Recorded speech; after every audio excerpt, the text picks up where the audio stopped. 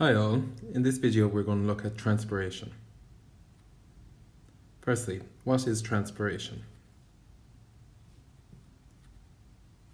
Transpiration is the process by which water is carried through plants from the roots to the small pores on the underside of the leaves.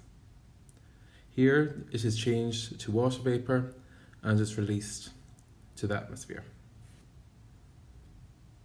There's three main stages that I'm going to talk about in this video. What occurs in the roots, in the stems, and in the leaves. So firstly, the roots.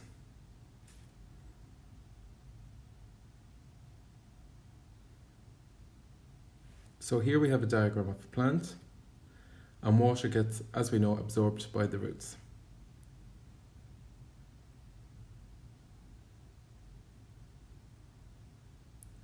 Water is absorbed by the roots by the root hair cells.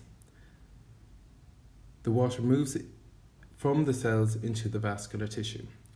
So first of all, a root hair cell looks like this. It has an elongated shape which increases surface area for greater amount of water absorption. If we look at a cross section of a root cell or a root stem, what you can see here is the root hair cell, and inside it water moves from the root hair cell into a xylem vessel. So if we look above this cross section of a root, we'll see at the very edge you have them elongated shapes, which is the root hair cell, and inside you have this cross shape.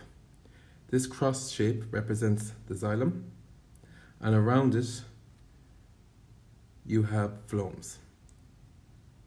The xylem is responsible for transporting water, where the phloem is responsible for transporting food or sugars around the plant.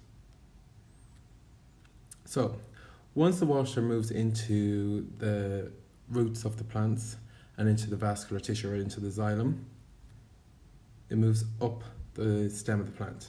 Again, water will travel up through the stem via the xylem.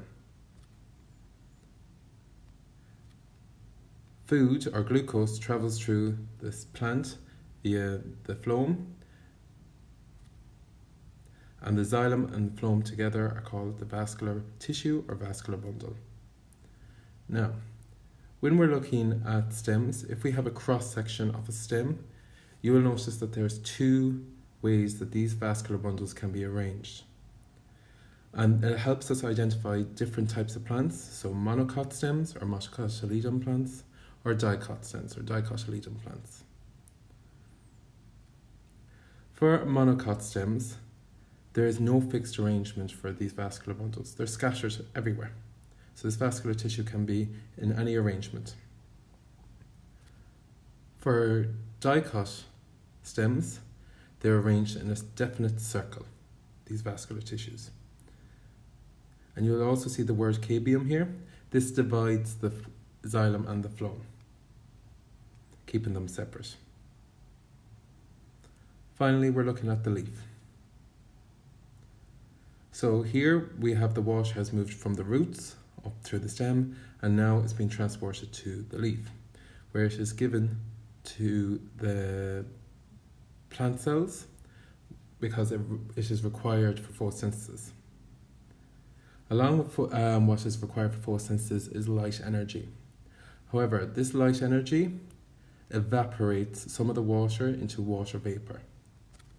And this water vapour can escape through the pores on the underside of the leaf, also known as the stomata, and is lost to the atmosphere.